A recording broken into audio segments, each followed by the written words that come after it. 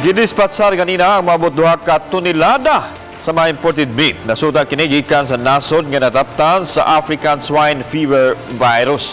Ang report ni Nico Serino. Thermal destruction ang proseso nga gihimo ni mga imported nga frozen meat sa nasod sa Belgium. Gigamit ang ekipo sa usa ka kompanya sa dakbayan sa Mandawi aron masunog ang karne.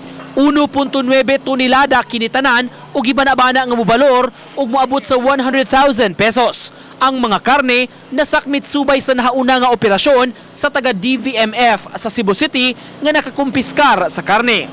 Ang lakang gihimo subay sa kampanya aron kalikayan nga musud sa nasod ang African Swine Fever o ASF. Matod sa taga National Meat Inspection Service kun NMIS, ang production date sa karne mi-cover sa panahon sa ban nga gimando sa gobyerno. Paglikay kini nga mataptan sa virus ang mga baboy dinhi sa Pilipinas aron di maapektuhan ang hog industry. Katong na-intercept sa Cebu City Veterinary Office last Friday, no? So naka-intercept sila og 40 kilos. So muna siya ang gitrace namo. So sa storage na nabilin na almost 2 tons. Pipila ka oras pa mulanat ang hingpit gyud nga pagdispose ni ining mga karne nga imported gikan sa nasod sa Belgium.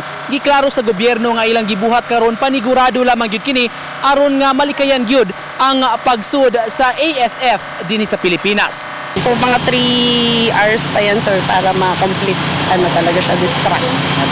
Kasi ang isang frozen kasi siya. So pag frozen medyo matagal, sir. Gipasalig sa NMIS, luwas sa African swine fever ang Pilipinas, mao nga nangayo sila sa kooperasyon sa tanan aron nga di kini makasud sa ato. Just imagine kung masudlan tani, no? Tako kayong epekto, no? Bagsak ko datong local industry. Uban ni Godfrey Relien, Nico Sereno, Balitang Bisdak.